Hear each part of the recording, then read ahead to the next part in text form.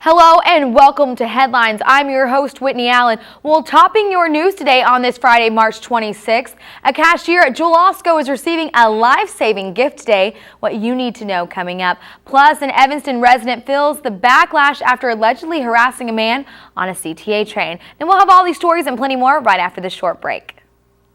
The first case of HIV/AIDS was identified 25 years ago. Since then, 25 million people have died. 5,000 people die daily. The fight against this disease still hasn't produced a cure, but every day, each and every person who joins the fight brings us that much closer to winning it. So, why should I care? Because I do. Join the fight.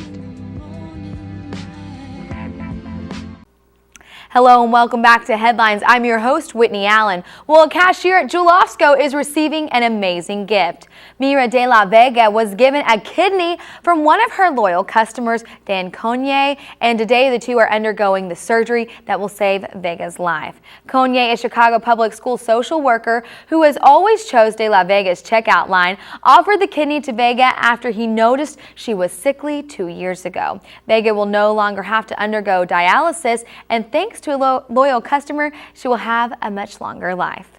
Now going from a life saved to a life lost. A horrific accident that occurred right outside of Evanston earlier this week has been ruled a suicide. On Monday morning, 61-year-old Joyce Stanley drove the wrong way down I-80 and into a tractor trailer. The driver of the tractor trailer tried switching lanes to avoid the collision. And one of Evanston's residents facing a felony charge has not yet been convicted, but he is already paying the price. Sean Little, an Evanston resident who is being charged with a hate crime, is no longer a Loyola University student. 21-year-old Little is one of 3 men charged with a hate crime felony after harassing a man on the CTA. Little met with Loyola University officials, and though they would not say whether or not Little was kicked out, they did say he was no longer in attendance.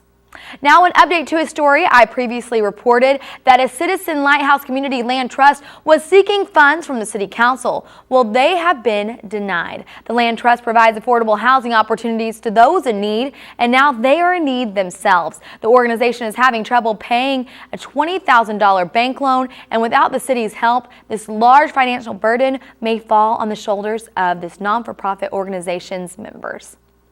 Well, it's that time of year again where the snow plows have moved out and it's time to make way for the street cleaning vehicles. Starting April 1st, the streets will be cleaned twice a week between 9 and 4. The City Council has previously suggested cleaning the streets every 3 weeks to be more budget conscious, but they have decided to remain with the current schedule to keep the streets from getting too messy. To get a complete street cleaning schedule, make sure to visit the city's website. We'll be right back after this short break.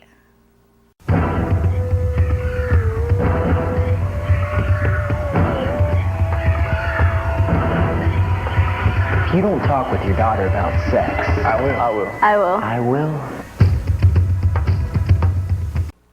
Welcome back to Headlines. I'm your host, Whitney Allen. Well, it's Friday, and if you are looking for something to do this evening and a way to unwind from a long week, then why not take in some music? Guitarist Adrienne Legg is performing at Space at 8 p.m. tonight. Now, she is going to be doing unique tricks with the guitar, and tickets are only $20. Well, that's all we have for Headlines today. Make sure to check out Weekends with Whitney tomorrow morning at 10 a.m. right here on Evanston Online. Now, we will be having Fashion Week Part 2, where we talk to trendsetters around the area. For me here in the studio, I am Whitney Allen. Make sure to have a great weekend, everyone, and we'll see you right back here on Monday.